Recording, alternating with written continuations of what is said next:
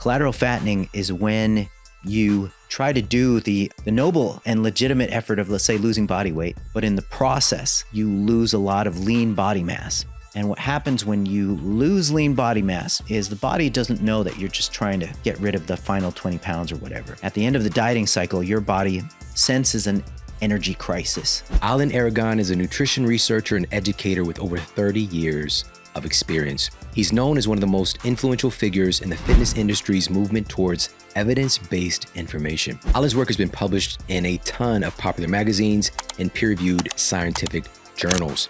He actually co-authored Nutrient Timing Revisited, the most viewed article in the history of the Journal of the International Society of Sports Nutrition. Let's dive into this conversation with the one and only Alan Aragon. Let's kick things off by talking about our nutrition in regards to training. All right. So there's a lot of debate going on about should we be training in a fasted state or in a fed state, i.e., should we eat something before training for fat loss specifically? Let me be clear. Sure. Because I know what you're going to say immediately. What is the goal? Right. There you So go, yeah. if we're training for fat loss, what does the data actually show? Is it ideal to do it in a fasted state or to do it in a fed state? Okay, so there's several studies that have been done on this, and there's even a systematic review and meta-analysis by Hackett and Hagstrom, done a few years back. And my colleagues and I have actually done a randomized controlled trial looking at this exact question, fed versus fasted cardio, its effects on body composition. And our conclusions reflected the meta-analysis by Hackett and Hagstrom that, you know what, it doesn't make a difference. It doesn't make a meaningful difference. And so like what we did was we took two groups of people.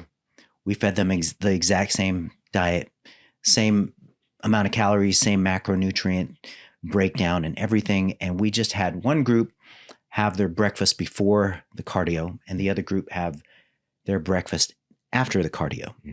And it was your, steady state, moderate intensity, in quotes, the fat burning zone cardio. So we tried to facilitate whatever advantages fasted cardio might have. But sure enough, there was no significant differences in fat loss between the two groups by the end of the study. And so what that tells us from the practical sense is that if you prefer to do fasted cardio, and another cool thing about our study, we none of the groups lost lean body mass, as we made sure that their protein was sufficient and made sure the diets were good. I was in charge of the overseeing the diet side of things, so I made sure they had good diets, and so both groups lost a similar amount of body fat. And our practical takeaway was, do the type that you personally prefer and the type that you personally can stick to, because some people actually feel better doing their exercise, their cardio on an empty stomach. Some people just can't stand it and they'd rather do it like later on in the day and sometimes even after their resistance training bout if they happen to do cardio. And so even though the conclusion is anticlimactic, it's better for a individualizing program's perspective. So, yeah, I love that. That's really, this is the secret that shouldn't be a secret. It really boils down to you and what will you actually do, and supporting that, setting up the systems around that. Can you talk about the mechanisms here? Because just logically speaking, if somebody's doing their cardio in a fasted state, their body's going to go and start pulling from those reserves faster, versus when you have some food in your system and your body's going to be pulling from that. So how does this all even out at the end of the day?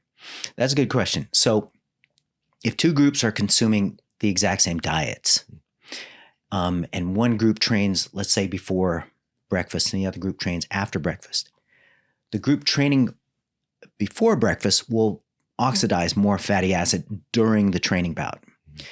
Now, that's the group that trains before breakfast. The group that trains after breakfast, they will oxidize less fat during the training bout. But since we're talking about the exact same diets between these two groups, then the group that trains in a fed state will be burning more fat in the subsequent hours after the training bout. And so at 24 hours, it ends up being the same. And so that's really kind of how that works. Awesome. Now you mentioned, and this is probably the most important aspect of this. I mean, just from my perspective, that jumped out was ensuring that they weren't losing muscle, right? So protecting their lean mass. Why is that so important in the context of fat loss and overall health? Well, we want to be protective of lean body mass, muscle specifically, because you can look at muscle as the metabolic engine of the body. So the metabolic blast furnace of the body, where all the fuels are used and partitioned and directed to where they need to go. And, if we lose muscle tissue, then you can reduce your resting metabolic rate. You can get reduced functional capacity and a reduced capability to metabolize incoming fuels from the diet. And so the importance of muscle and maintaining muscle mass, it just can't be overstated. Now, there's another, and there is truth to this, but there's a huge caveat. We get blasted with a lot of information around muscle loss, right? As just degeneration as we get into older age brackets. Yep. But there's a huge missing piece, because yes, obviously that's an aspect of this conversation. But the missing piece is it doesn't have to happen that way that you think it happens, because there's a lot of things that could be done to even build muscle later in life. Yeah. So can you talk about this whole paradigm? Should we be afraid of we're just going to lose our muscle? It's the end of the story. There's nothing we can do about it. Or is there something that we can do even in our 50s, 60s, 70s, 80s? Yeah. To actually support our muscle mass? Yeah, for sure. Okay. So at the general population level, 40 is kind of a treacherous turning point for the average person, sedentary person out there in the world who isn't really conscious about health and fitness and training. The average person in the general pop loses about 0.5% a year of their lean body mass starting from the age 40. And at age 50, that can double. And that can double yet again at 60 and up. And so it's this acceleration of lean body mass loss as people get older. And there's always this looming threat of sarcopenia when people reach their advanced ages, like 60 and up. Sarcopenia really starts becoming a threat. The good news about that is that it's all preventable. We all have to die at some point, and we all kind of slow down at some point, and we all lose the motivation to maintain the same degree of muscle mass as we have right now, in our prime. Yes. So, but the fact of the matter is there's research showing that people in their mid 80s can grow muscle if somebody's deconditioned for a number of decades and they're in their mid 80s. All you need to do is just start them on a progressive resistance training program, and their muscle reacts just like a young person's muscle would when you start them training at college. Now, some people are a little bit more banged up by the time they're in older age. Some people have some metabolic issues, some orthopedic issues that you would have to kind of tiptoe around when you're building that resistance training program. But nevertheless, it's literally never too late to wake muscle back up with training, get it stronger, cause muscle hypertrophy or gains in muscular size and function. There's no age at which it's too late to do that, even in people's 80s, 90s. Yeah. The past year, I've spent quite a bit of time, studying and listening to the stories of people who started lifting in their 50s and 60s and 70s, who were just, complete transformations of their body and their health and building a substantial amount of muscle. And it's just like, just hearing from of course, these can be an N of one scenario, but just starting to see these stories piling up, it's just like are they applying this? Are they doing it? Because a lot of times when you just mentioned being banged up and, getting to those, later ages, but, experiencing all manner of health issues and then trying to start a weightlifting program, a lot of the stuff that people are going through that bangs them up can be prevented if they're strength training along the way. Absolutely. Right. And just coming into it, more resilient. But, with that being said, you said this as well, you said the average person, average pop. And right now we're not doing well as a society, as a species. Obviously we've had epidemic rates of all manner of metabolic issues and, increased sedentary behavior. What do you think is at the heart? I know that this is a loaded question, but what do you think is like the foundation why sedentary behavior has just skyrocketed in recent years? Ooh, man, it's a perfect storm of a few key elements. We can blame the pandemic on a lot of things. We can blame kind of a downturn in mental health on a lot of things, especially with respect to how people just conduct their lives and have physically active lives or not. Anxiety and depression can just sort of hold people down and demotivate them from really just getting off the couch and doing what they need to do. I think that general society at large, there is a knowledge issue there. There is an education issue as to what do we need to do to be healthy? What do we need to do to prevent the onset of any number of chronic diseases? I think that misinformation is rampant in the health and fitness and medicine sphere, but certainly like, you and I swim around in the nutrition and fitness sphere. It's very tough to find science-based information. And the general public, they don't have the literacy, actually. They don't have the science literacy to decipher when BS is being filtered at them through the media or whether it's high quality information. I also think there's environmental issues. I think that energy dense, hyper palatable, highly refined and processed junk foods are just really easy to access, very effectively marketed, and people have a tendency to use them to self-medicate against stress. And the same thing can be said with various substances, alcohol included. So a little bit of a mouthful. I love this. This is leading into something I want to ask you about, which is, if we are misinformed and yet we are highly motivated and using a strategy that might even get us some short-term benefits, you've denoted this phenomenon that you call collateral fattening can take place for people. So what is collateral fattening? Yeah, think of collateral damage, like the original way that term was used. One of the earliest contexts of collateral damage is when you have to go in there and, rescue some folks from a particular region or whatever, and then you got to blow things up, and then, there's casualties there. So that would be collateral damage. Collateral fattening is when you try to do the noble and legitimate effort of, let's say, losing body weight, but in the process, you lose a lot of lean body mass. And what happens when you lose lean body mass is the body doesn't know that you're just trying to get rid of the final 20 pounds or whatever. At the end of the dieting cycle, your body senses an energy crisis. Let's imagine if you lost 10 pounds of lean mass along with 10 pounds of fat mass, your body's like, oh boy, we need to survive. We got to get that lean mass back to gain back metabolic function.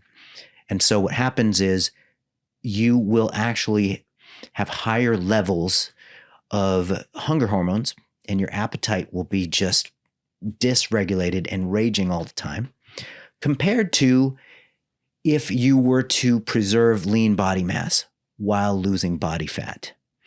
And so what happens when you lose this lean mass at the end of the dieting cycle, along with fat mass, then the collateral fattening effect is when you have a behavioral drive to gain that lean mass back, and then you end up overeating, and that starts like the overeating cycle of the yo-yo dieting circle.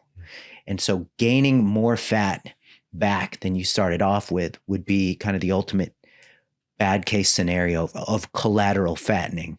It's like, okay, you lost weight, but you lost too much lean mass. You were too hungry at the end of the dieting cycle, so your body sensed an energy crisis, ate back the calories in order to attempt to gain back that metabolically precious lean mass, and then collateral fattening occurs. So that's what it is. Before the show, we were talking about the battle going on with Drake and Kendrick and Rick Ross. Yeah. And Drake sharing this screenshot of his conversation with his mom. And she's just like, Rick Ross says that you got a nose job, and you didn't look like you had a nose job when I saw you early this week. It's kind of tongue in cheek. She's saying this to him. And he was just like, he replied to his mom, like, this guy, Rick Ross, it's the Manjaro, has him kind of loopy. He's hangry. He's not really getting nourished.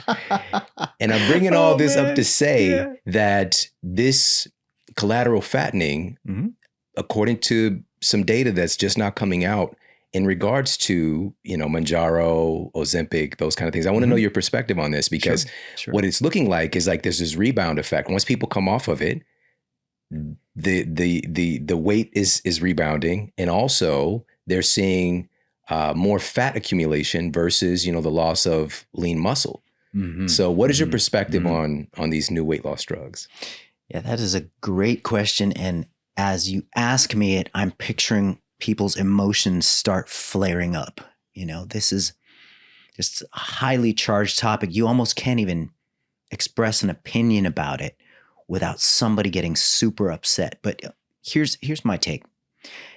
It's like this. I understand the concept of using these drugs, these GLP-1 RAs, as sort of a life jacket. So if you're rescuing a sinking ship and somebody doesn't know how to swim, and then you say, you don't need a life jacket. Screw these life jackets, get over here, do your best. Then they'll drown, So these obesity drugs are like the life jacket that you throw somebody if they need to get from the sinking ship to safety. But there's a double-edged sword with these obesity drugs, because there is an obvious vested interest to promote them by the manufacturers, by the purveyors, by people benefiting financially from these drugs. Do they work? Yes, they do. Do they work great? Yes, they work great. But there's not enough programming at the outset for the goal to get off of them as soon as possible, to wean off of them or jump off of them, whatever it takes. Typically the implication is, all right, we're going to get you on these drugs and hopefully you stay on. And people have different biases coming in from that angle. Obviously, the people who stand to benefit financially from the drug would love it if people were just permanently on the drug. But myself and, some of my colleagues, not all of them, coming from the fitness bias, from the exercise and diet bias, we want to see people get off of these drugs like ASAP. That should be the goal. Okay, got the life jacket, made it safety. Good, let's get that life jacket off as soon as possible. And I'm just, I'm very skeptical, and I'm actually concerned about the effects of these things in some individuals. If you can imagine, the funding sources of the research behind these drugs is all going to be the producer of these drugs, the companies producing the drugs. And so inevitably, the side effect data is probably going to have a tendency to be downplayed. And ultimately, dude, it's like this. People should not look at obesity drugs as a first line of defense or first line of intervention, unless the case is, it's so hard to say. It is so hard to say, because what I'm afraid of and what I don't like is seeing children being thrown on these drugs like ASAP. And what I also don't like is when people see this as a starting point. I see it more like a last resort whenever possible. It's like, here's bariatric surgery, last resort. It better be a last resort. And here's obesity drugs right next to bariatric surgery. Yeah, I have mixed feelings about it, man. And this is obviously coming from an exercise and diet practitioner perspective, but I have really brilliant friends who want to put the stuff in the water. Yeah. So we can, have a civil debate about that. But yeah, I kind of see both sides, but my bias is to direct people towards the non-drug route and then have that as a last resort. My wife, she's a trainer, and she's a personal trainer, and she worked with a couple of people back to back. And one of them was very non-compliant with the instructions, with the diet coaching, with all that. She just didn't comply at all. And so, she didn't get any results. She went on Ozempic and she lost 20 pounds in the subsequent 3 months. It was super frustrating for my wife, right? My wife worked with her for a number of weeks, no results. Okay, bye-bye. She goes on Ozempic, bam, 20 pounds gone in 3 weeks. Now, back to back, she works with another client. This client is able to follow her coaching, obviously, go through the training sessions.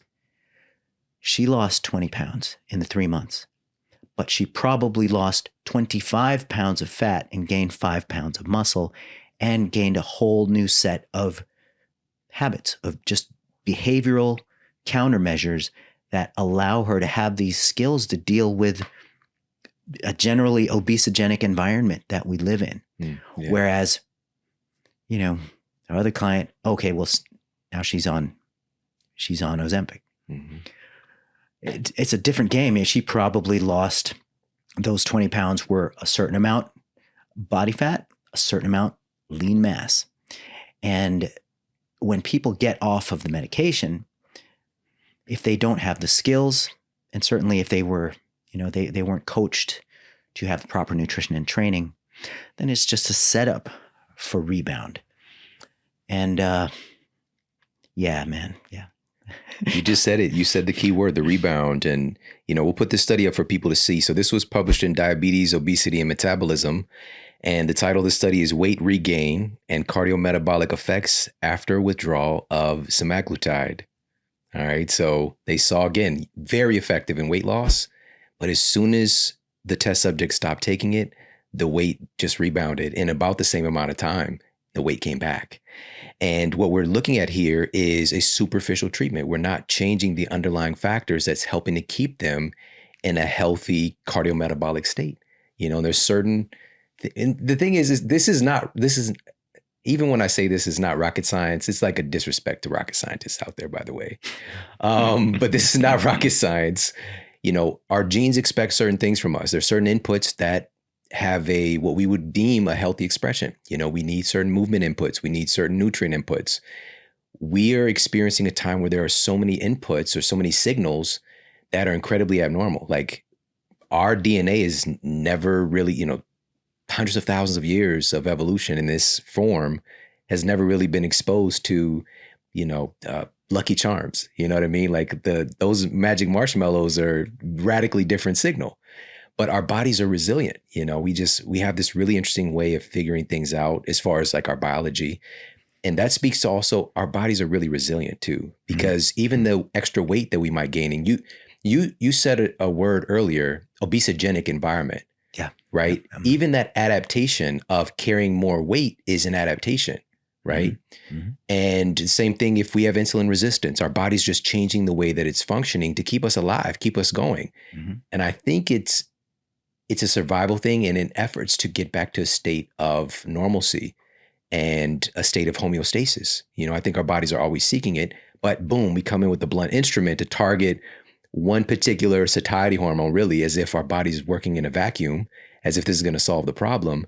And again, on the surface, it looks really good. But here's the thing, and I want to ask you about this. From my perspective and experience, everything has a cost. There's no free lunch in this universe. We live in a universe of causality. There might be like other dimensions, pocket dimensions where causality maybe doesn't exist. I don't know. But in our dimension, causality exists. Mm-hmm. There's a cause and there's an effect. Mm-hmm. And the effects of this is so new. We don't know. We don't know the long-term ramifications. There's a black box warning on Ozempic also, denoting in animal studies increased incidence of thyroid cancer. All right. But it's in animals, not humans. Don't worry about it. And it's just like there's so many question marks, but this is what I want to ask you about. It's quickly becoming almost fit into the box of standard of care, even for children. And that's the part that I think you were really like, hey, we need to slow down. We need to ask more questions. And we also need to look more towards what are the tried and true ingredients to having a healthy metabolic state. Yeah, I have fundamental issues with the idea of preventing people from getting in touch with their hunger cues. I think that's a super important part of being able to regulate health and regulate your dietary habits in the long term. You should be in touch with what it feels like to be hangry. You should be in touch with what it feels like to be satisfied, full, the full spectrum. When you introduce an agent that eliminates the hungry part, then I gotta say, if you cannot remain on that drug, if you don't have the resources and the channels to stay on the drug, then I'm skeptical about the long-term benefit of that. And once again, I run with a circle of dudes. Half of them love the drug and half of them don't like it. I can speak from personal experience. I've had decades working with clients, decades of being able to help most of them. Were there a few that would have benefited from this kind of therapy? Yeah, maybe. But it's a slippery slope when, like you said, when you start introducing it as standard of care in one of the first line therapies, and then we just wedge it in. Oh yeah, but we'll teach them how to train right, eat enough protein, retain the lean mass and stuff while they're taking the drug. And it's like, I don't know about first line therapy. I don't know about standard, as part of the, standard routine. It's not like creatine. It's not like putting people on creatine. where it's a genuinely like there's very little downside. It's mostly upsides, and it's a different animal. It's a different animal, and I generally don't have the greatest feeling about it. But I try to open my mind to the individuals and the populations for whom it might benefit. I'm not at the level of saying, oh, we need to just get rid of it. We need to prevent it from shoot it reaching into the public. space. Yeah. A la the rocket scientists. Right. I'm not there, but I am at a place of saying confidently, last resort, let's learn the skills we need to learn in order to get a win-win out of this. Yeah, I love that. And I feel very similar in that, I'm proud of us for being able to create new innovations that can help people to achieve certain outcomes. And we also need to keep in mind the whole person. And, again, historically, when we're coming in, we're trying to target things as if our body is working in a vacuum, like this isolated thing. Everything in your body is connected. Every single input, every cell is a part of a community. And we got to think about that. We can't just think about, oh, we got this superficial outcome. What is happening system-wide, Sure. And but with that being said, you said nobody's ever said this before. And I love this, man. And it got me thinking about some experiences. You said you're an advocate of people being able to relate to and understand what it's like to be hungry, to have an association with that feeling, with our hunger cues, with even being hangry. Yeah. And I was thinking about when my wife and I, this is when we were, we were dating, and shout out to my mother-in-law, who's my first coach. And Tough love. yes, and she helped me so much just to think about things differently, and also to experiment, right? Not just to work on theory. And one of the things that she introduced me to was these different fasting protocols. And this is this is probably 18 years ago. Yeah. And my wife and I were doing a 21-day fast. And I do not recommend this. All right. Whoa. 21-day was juice fast, like juicing and coconut water. And, there were moments of like energy that I never experienced in my life before. And there are also moments of like hanger that I'd never experienced in my life before. But it was during that process that I had this very distinct like separation from that. Like I could see the feeling. I saw it for the first time. Like, oh man, like my wanting of something to eat is making, I'm incredibly agitated. And my wife is, my girlfriend at the time, she's doing this too. And we're pissed off at each other.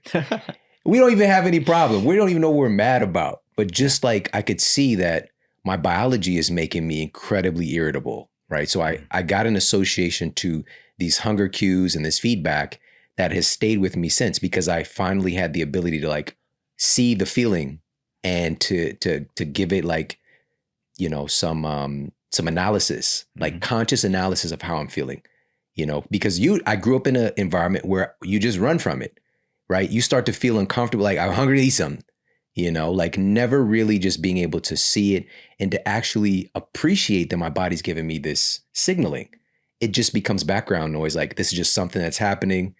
And we're taught in our culture, like, these things are a villain in essence, right? Block it out, stamp it out. And so with that being said, man, like we've got this brilliant, and it's really cool that recently there's a lot of study of these hunger and satiety cues, like what are the mechanisms behind it? Thus, of course, Ozempic and these other pharmaceuticals are targeting these things, but it is incredibly complex and beautiful, this immaculate system of hunger and satiety. And I want to talk to you about that a little bit, Sure. And how food plays into that, with leptin signaling, with, there's obviously GLP-1, there's ghrelin, there's all these different hunger and satiety hormones. What is our best bet if we're not jumping right into the, new standard of care, and we just want to really stack conditions in our own favor of what to eat so that we feel more in control of our bodies? We have a healthy relationship with our hunger and satiety. What does that look like? Like, what are the primary foods, nutrients, macronutrients? What should we be targeting? Okay, that's a great question. And before I get into that, I just sort of thought of an analogy that may hit or it may miss. So just the use of medications to intervene with pathological situations, even like high degrees of pain, for example, like being universally against a drug that helps control people's hunger is sort of it's similar to just being against technological intervention, for example, for pain. Okay, so I am not taking ibuprofen or take anti-Tylenol or, anti-Vicodin if you just came off of a surgery or something, if it's prescribed. But there's also instances where if somebody just takes ibuprofen as a matter of routine because they can't learn how to not overtrain all the time, then that's kind of an issue. It's like you are putting a Band-Aid on the situation and you're not kind of getting more towards the root of, okay, what's going on? What's causing you to be in pain all the time? Can we look at that, or do we need to just find the right Band-Aid to put over the pain and then just continue? Sure, you can do either one, but I am more in favor of fixing the root of the situation. And I think that Ozempic is a little bit more towards the Band-Aid side of the solution, which has its place. Sometimes you got to stop the bleeding, but you have to find out what's causing the gunshot wounds, you know? So, so back to your question, Shawn. The three big elements, or let me start with satiety in general. So satiety is basically hunger control, or the ability to control cravings, the ability to eat enough so that you actually stop eating at some point. The phenomenon of satiety starts at the brain, and it even starts at the level of seeing the food. And then it proceeds on to smelling the food. And then you finally, eat it and indulge, chew the food, all of that stuff. There is greater satiety if you actually enjoy the meal. So there is greater satiety if the eating experience was positive. So what people tend to think is that, all right, in order to, with the fitness folks, okay, yes, protein is important. Fiber is important for satiety. A certain amount of water in the diet. Great. That's all. Those are all mechanical, programmatic elements that we can do to increase the satiating effect of the diet. Protein, fiber, in a fluid volume. But the missing element is that you have to enjoy your meals. It has to be a satisfying experience, a positive experience, in order for you to not crave stuff and want to eat an hour after your dang meal. Okay, so I think it's really important for satiety to structure your diet so that you look forward to each of the meals. Work on that. Find a way to structure your meals so that you enjoy them and look forward to them. And you will actually be more satiated than if you were to do this kind of archetypical high protein, high fiber, high water, for each meal, and then try to grit it out regardless of whether or not you enjoyed the meal or not. I think that's the missing piece with satiety. Listen, man, I'm loving this already. I didn't know you were going to say that as the first thing. And, it just really got me thinking about a recent conversation with Dr. Ellen Langer, who's done all of this mindfulness research back into the 70s. She's the first woman to receive tenure at Harvard's psychology department. And one of her students did this fascinating study. It's Alia Crum, and she was at Stanford at the time, looking at how your perspective about what you're eating impacts your metabolism, and in particular, the impact it had on ghrelin. And it's called the milkshake study, right? And so they blended up a batch of milkshakes that had the same amount of calories. We'll just say they were around, 360 calories, but they slapped different labels on them. And one batch had they put 180 sensible milkshake, right? Just low calorie snack. And then another label said 620 calorie indulgent milkshake, right? And so the people who were consuming these milkshakes, and they're measuring them, they're taking objective measurements of what ghrelin is doing. And when people were drinking what they believed to be a higher calorie milkshake, their ghrelin levels dropped 3 times, as if they had consumed 3 times more than they actually did. Right. So ghrelin is the hunger hormone. So their satiety was so much higher. The people who thought it was almost a nothing milkshake, very, very low calorie, their ghrelin levels barely budged. Yeah. Right. That's based on their perception. So what you're saying is so real, and we don't think about it. It's so true. Our perspective about what we're eating matters. This is a top tier importance. Yeah. And I was so happy that you said that. I was not expecting that. Yeah. Yeah. It took me a while to kind of figure that out and accept it, but it is supported by the literature as well. It has to be a meal has to be a satisfying and positive experience to seem fulfilling enough to hold off your urge to just start on the next meal. So yeah. Awesome. So now checking that box and giving ourselves permission to enjoy our food, right? Of course, including foods that we enjoy, And now, with that being said, what types of foods might we want to go for if we're looking at constructing a meal that also supports satiety with the food itself? Okay, so the data on this is pretty sketchy and mixed, but Susan Holt, back in the early 90s, I believe, she created this thing called the satiety index of foods. And the foods with the highest amount of satiety were whole fruits.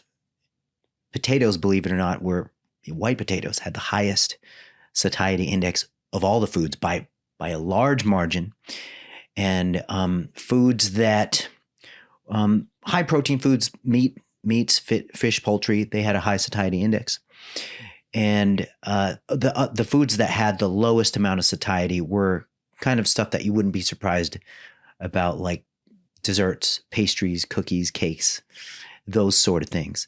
So just almost the stereotypical healthy advice of having foods that are minimally refined and minimally processed would be that would be sort of the go-to for foods that satiate.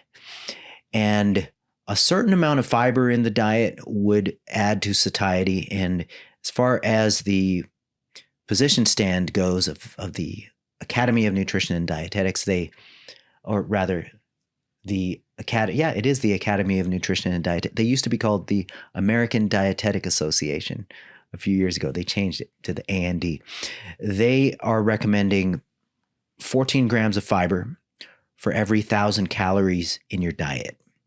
So most people running that, 2,000-ish calorie thing, they're going to want around 28, 35-ish grams of fiber in the diet. And as long as you can keep your, in quotes, fun foods or indulgence foods or junk foods, keep them down to 10 to possibly up to 20% of the diet, then you'll be able to hedge your bets in the direction of maintaining a good level of satiety.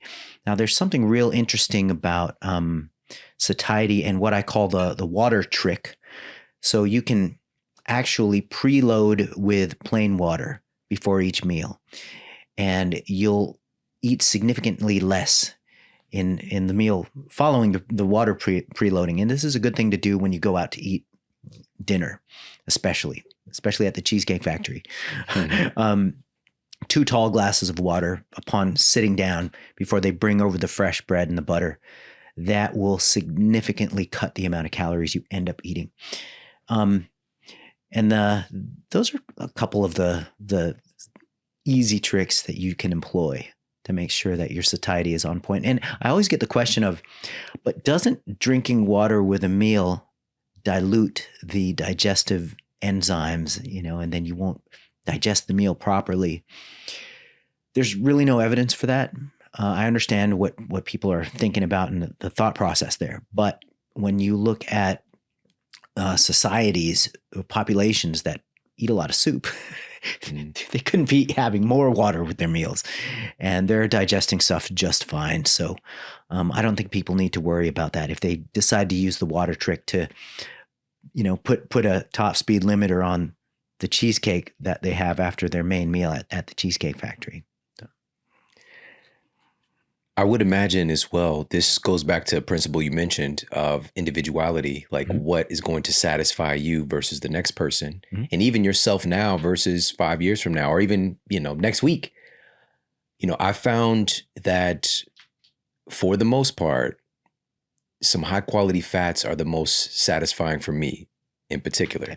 Okay. And, I could do, higher carb, like a protein and maybe like some sweet potatoes or whatever, and eat a lot of it and then be super hungry the next morning, right? So if I had that for dinner, but if I had some fat in the mix, maybe I could something simple, some avocado or whatever, like I could wake up the next day and, just go for hours, just that having that dietary fat for me in my meals just really does the trick. Now, I'm saying that because in that database that she created, she had white potatoes up there. Yeah. Right. Yeah. So carbohydrates being satiating. And I would imagine that to be true for some people. And also I would imagine it to be, how is the potato being eaten as well? Because that white potato, I'm pretty sure she just means white potato. Right. And not with the, not frying it up with the salt and the butter and all the delicious things so what do you think about that as far as individuality? Really good points, man. There's limitations to Susan Holt's satiety index. If I remember correctly, it was like boiled potatoes or something. It's a whole different ball game from fries, right? Even from baked home fries and stuff. So it does boil down to individual response. So what we can say in general is that higher protein diets are more satiating than low protein diets. What we can't say across the board is that everybody needs a specific amount of carb fat proportion to maximally satiate, because I know a lot of people who feel much more satisfied on a high fat, low carb diet. And I also know people who are much more satisfied on the opposite of that. Right. And so it really does come down to individual response with respect to the fat and the carbohydrate aspects of things.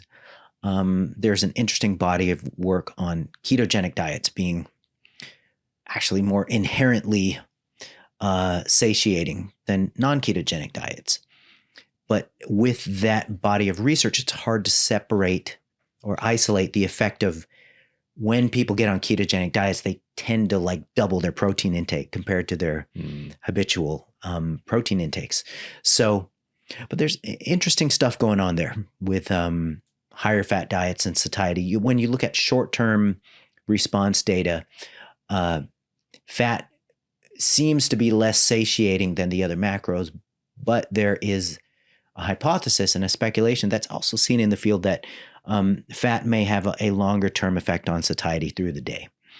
Instead of just looking at it for the first few hours after consumption of a meal in a lab setting.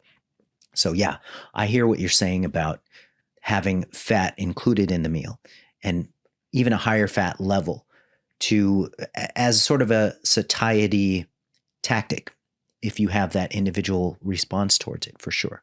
Yeah. This is making me want to just encourage people to experiment a little bit, Absolutely. and not get tied into one specific diet framework. There's so many now. Yeah. But give yourself permission to try different things, and also knowing too that, we change over time as well. And I want to talk to you. I cannot have you here without talking about training. So cool. I want to ask you about, you kicked this off, we talked about being able to build and maintain our muscle mass and how important that is, especially as we advance in age, and how possible it is. Now, my question is, and what I really always taught from, when I was working with people was, what is the minimum effective dose? Yeah. Right. And even my first book, I was writing from that perspective, like how little can we change somebody's habits in their life to get them these results? Yeah. So I want to talk about minimum effective dose as far as strength training, but I want to start off by talking about optimal, right? Because that's my passion. And I know a lot of the people who listen as well, what is optimal for us to build muscle, as we advance in age, and so that we can protect and sustain our muscle. What is the ideal strength training structure? Like, how often should we be training? Man, this is a great topic. I love this topic. There's been a bunch of really good research that answered or attempted to answer these questions within the last 10 years. And so I have to give my colleague Brad Schoenfeld a lot of credit there. So let's start off with set volume per week. Set volume per body part, per muscle group per week. Optimal for maximizing muscle growth. The range is roughly on the upper end 10 to 20 sets. Okay. So like once you start crossing into the 20 sets per week, then you really start courting the potential for overuse. Yeah. So wear and tear, overuse, injuries, and junk volume, volume, etc. Yes. That's right around the 20-ish point. Now we're talking sets per muscle group per week. Okay, so that leaves us with this kind of sweet spot that, okay, it's for the advanced dudes, it's somewhere between 10 and 20. For people in the real world who have maybe an hour to train per session, it's honestly difficult to get more than, depending on, rest time between sets. It's honestly difficult to go much more than 12 sets per muscle group per week. 12, 14, 15 possibly sets per muscle group per week. So if you look at a model where, if, for example, you hit a body part twice a week, and that's a whole other, conversation. Typically, when you start doing more than 8 sets per muscle group per week, it might benefit you to split the frequency up at which you train the muscle to 2 times a week, rather than just getting it all in on one single session. So that breakover point seems to be like 8, 10-ish sets if you're at that level. So if we look at 12 sets per muscle group per week, you hit the muscle twice a week. You hit it with 2 exercises, 3 working sets per exercise. Most people can do this. Most people can fit that in. And most people can get in and out of the gym in less than an hour when they do it that way. So if we're talking about, optimal for advanced guys, well, some of those guys will be pushing beyond the 12 sets per muscle group per week towards the 16, towards 18. Some guys will be pushing the 20s, but they're typically, if you can honestly do 20 sets per muscle group per week and take them all to failure or close to failure, you're probably going to have to cycle that. You probably won't be doing perma 20 work sets to failure per muscle group per week. If you're a real world working person. So yeah, your question about optimal, it's almost like, okay, are we talking about an influencer, a fitness model type who can shoulder that 15 to 20-ish end? Or are we talking about a regular working person in the real world who'll probably top out at 12 to 15 and would probably do just as fine with 6 to 12? Okay, so that's optimal. And I know that wasn't super specific. So I'm hoping I answered the question somewhat usefully. Absolutely. Yes, you did. Yes, you did. Because, within that average, what an average person could do, that would put you in our society today, really like the top 5% fittest, in society, if you have that kind of training volume. And that, I think that's doable for a lot of folks. It's just having the insight that you just delivered on, like, what do I actually need to do? Like, how much, like, what would put me in that space? And now, with that being said, what for those who are like, I just want to get the benefit and I'm not trying to be, superhuman or super fit or in that top upper echelon. I just want to age healthfully. What is the minimum effective dose? Okay. So I'm going to answer that, but I want to add some nuance to that, the optimal stuff I talked about with like that 10 to 20-ish range where you're pushing advanced adaptations. And of course, with the 12 set limit being what most people in the real world can do. It's a mistake to treat every muscle group the same in terms of how hard you're going to go at it and how much effort you want to put at it. Because every one of us has our strengths and limitations, every one of us has our muscle groups we want to bring up and our strong muscle groups that kind of grow when you just drive by the gym, right? So when you're trying to optimize muscle hypertrophy and you're juggling these larger volumes of stuff, some muscle groups, just train them casually, train them at maintenance, lower the volume that you train them at, lower the effort that you train them at, effort and volume that you train them at. Save that energy for the muscle groups that you are trying to purposely bring up, and or the ones that you are already good and you purposely want to make them stand out. So that's a little bit of nuance that I would want to add there, because you can't be, adding, doing like 20 sets or 10 to 20 sets for every single muscle group and putting the same kind of effort for every single muscle group. You don't have to do that. Just the parts that you want to work on. Mm-hmm. And for most people, it's not going to be all parts. Mm-hmm.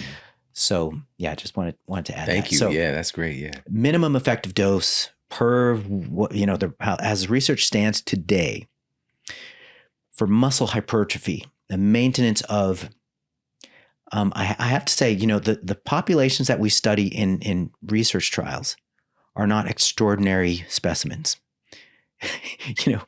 People who are resistance trained, the way that you qualify as being labeled resistance trained for a given research study, typically if you've been training for 6 months, then they call you resistance trained.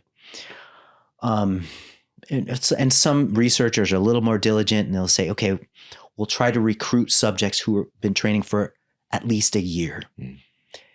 And the reason for that is it's hard to find participants for research studies. So if you put these pretty strict and lofty parameters, okay, we can only find people who've been, training for at least 5 years and can, bench press like triple their body weight.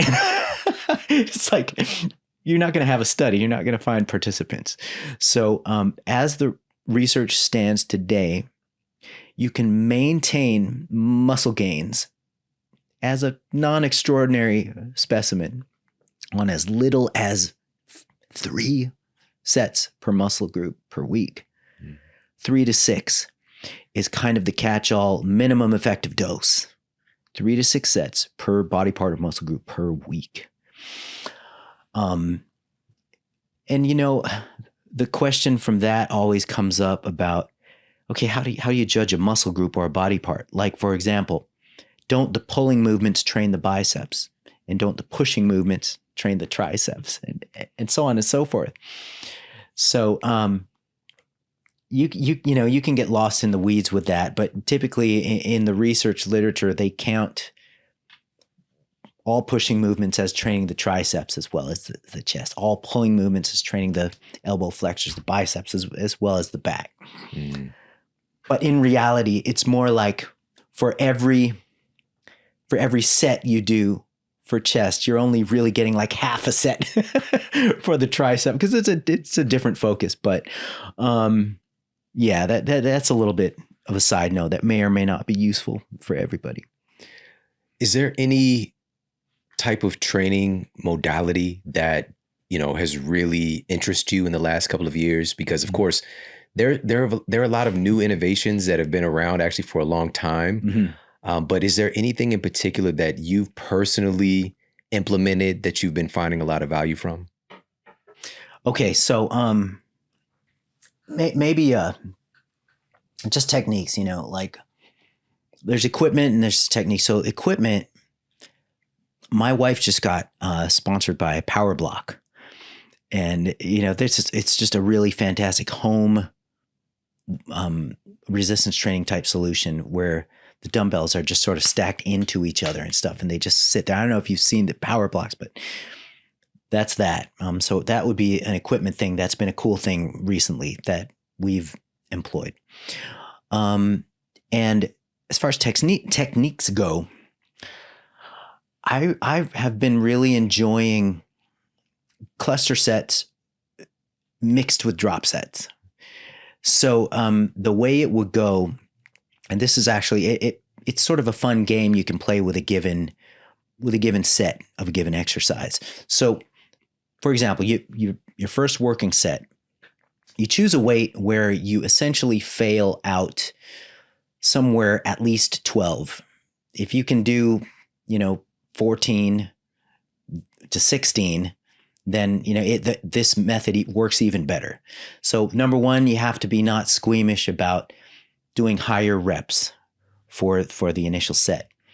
And so what you do is instead of resting the conventional 1 to 2, possibly 3 minutes to get the most out of your subsequent set, you just do 10 slow breaths and then go into the same weight that you're using and try to do half the number of reps that you did with the first set.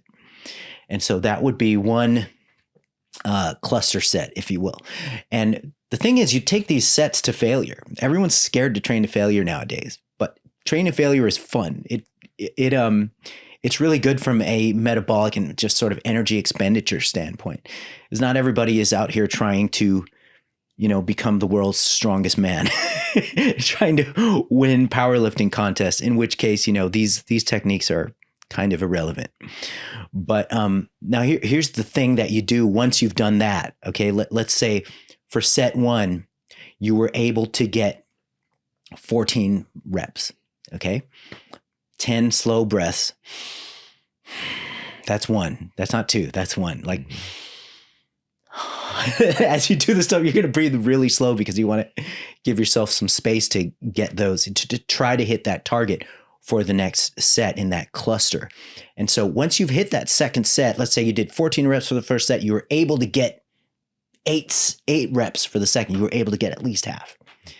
Then you drop the weight by 30 to 50%, depending on the exercise. And then you just take that to failure.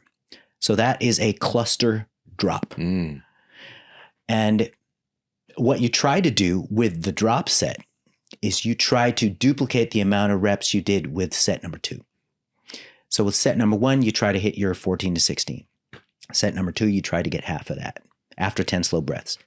No rest, drop the weight 30 to 50%, go to failure, try to duplicate those, 7-ish reps that you got with set 2.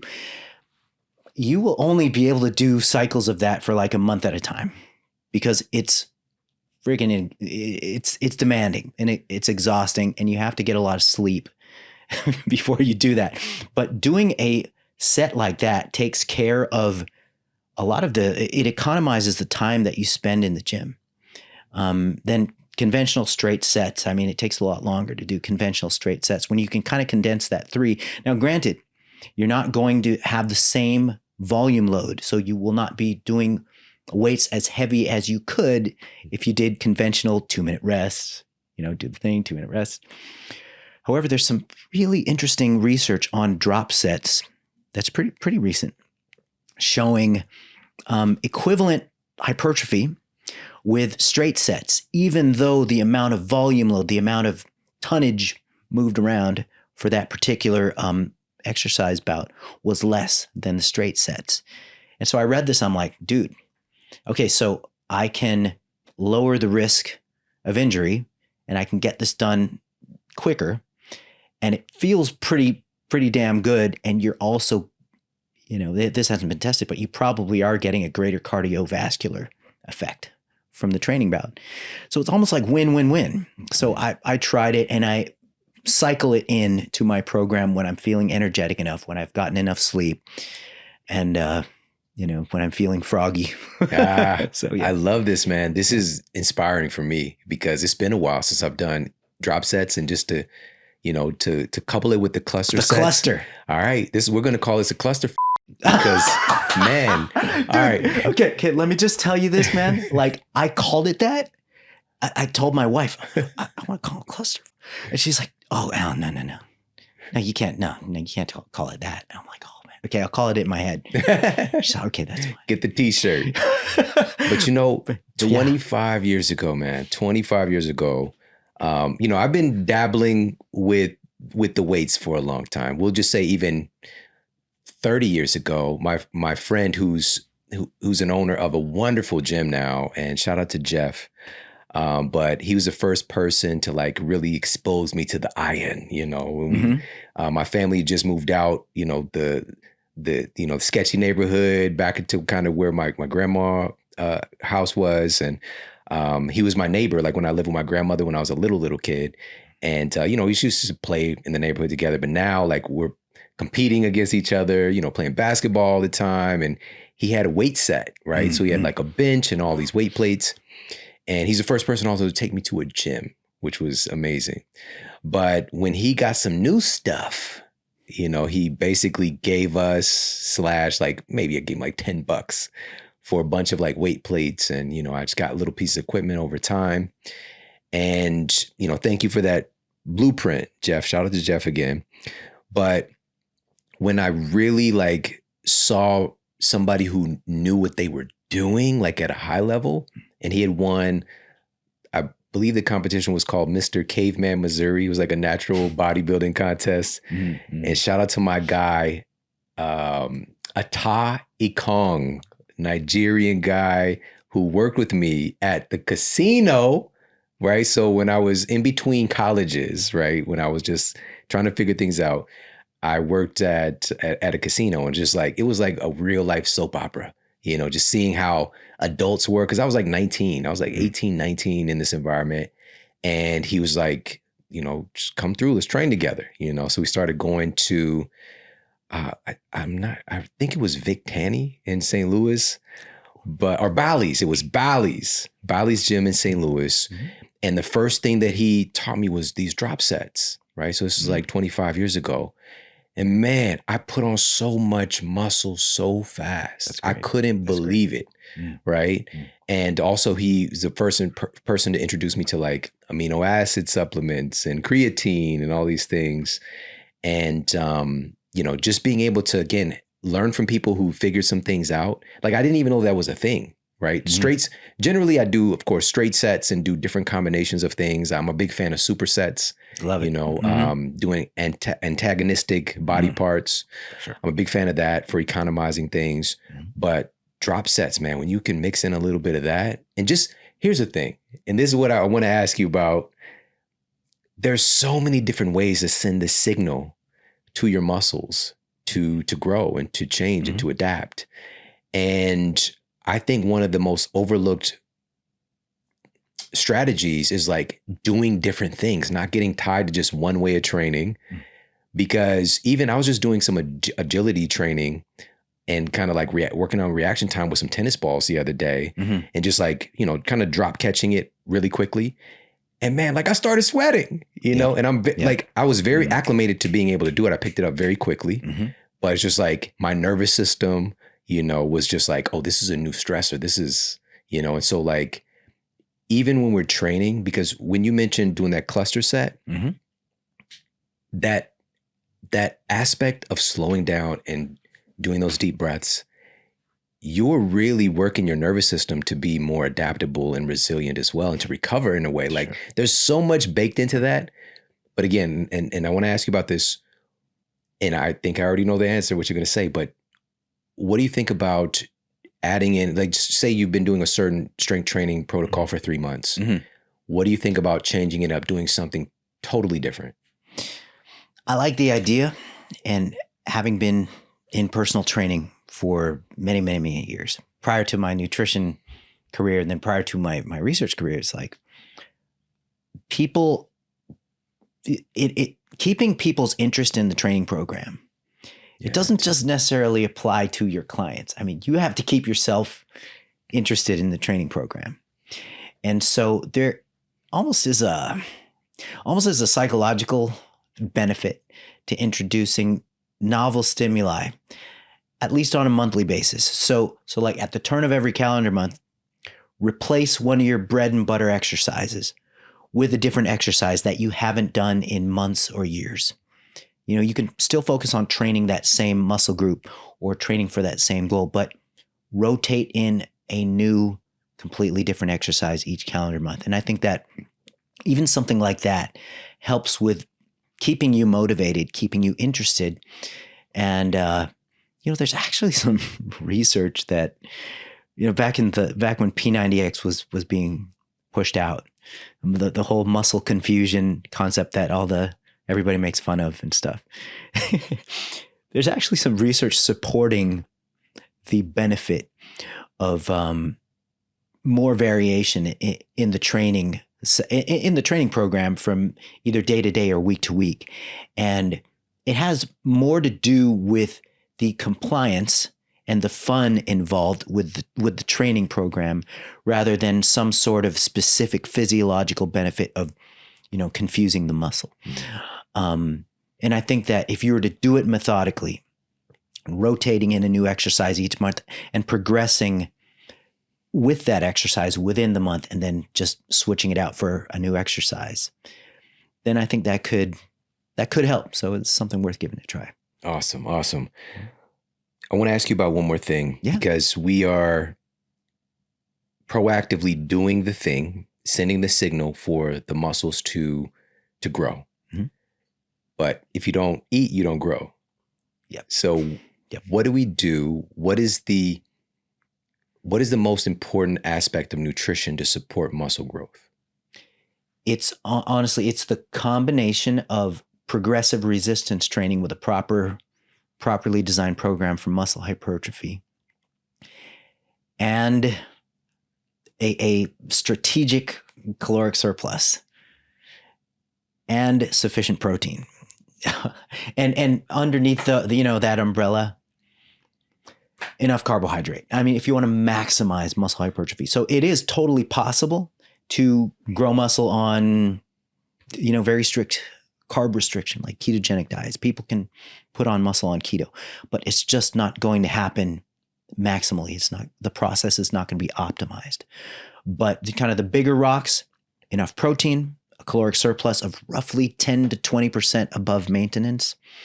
There's some new research that came out by, I believe it was Helms and colleagues, who looked at a very small surplus versus a larger surplus, and they found fat gain with the larger surplus and not necessarily muscle gain.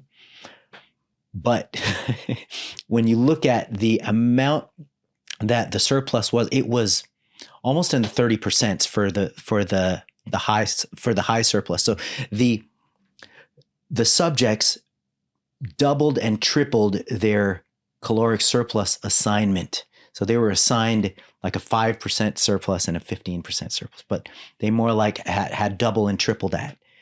And so therefore they did gain some body fat. So I will still stick to the recommendation of, for most people, 10 to 20% above maintenance is what you would target as a caloric surplus for muscle gain.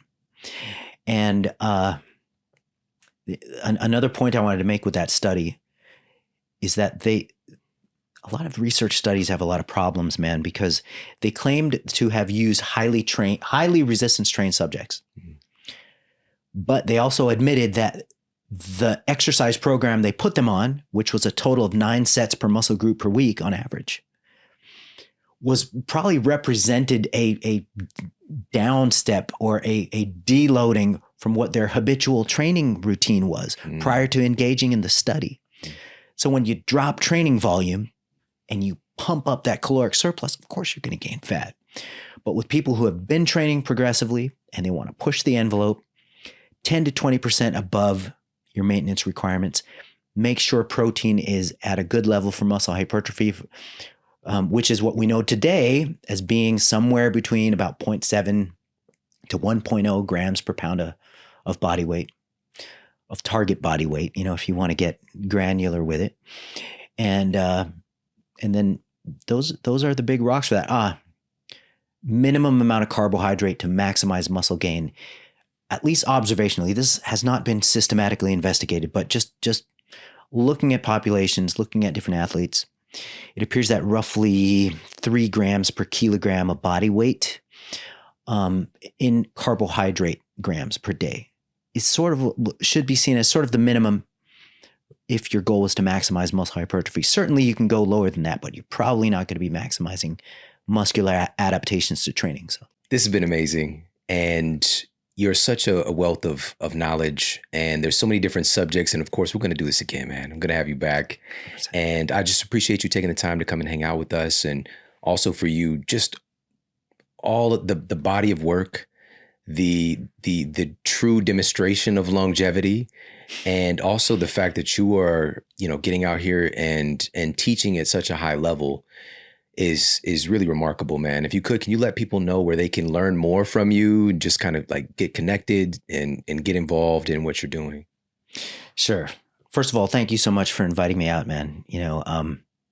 I'd love to talk about all kinds of subjects. And I was thinking a lot about just life success and thinking about Robert Hastings' write-up called The Station, and just sort of enjoying the journey and stuff.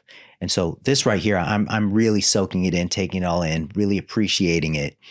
And this is one of those moments where, I really feel successful and at a good spot with you inviting me to talk about these things. And it's just so awesome to be here, really. So thank you so much for that. And for people interested in my work, you can just go to alanaragon.com. And I only have a couple of products, actually. My wife's like, why don't you have 12 products? And I'm like, I like to spread myself real thick.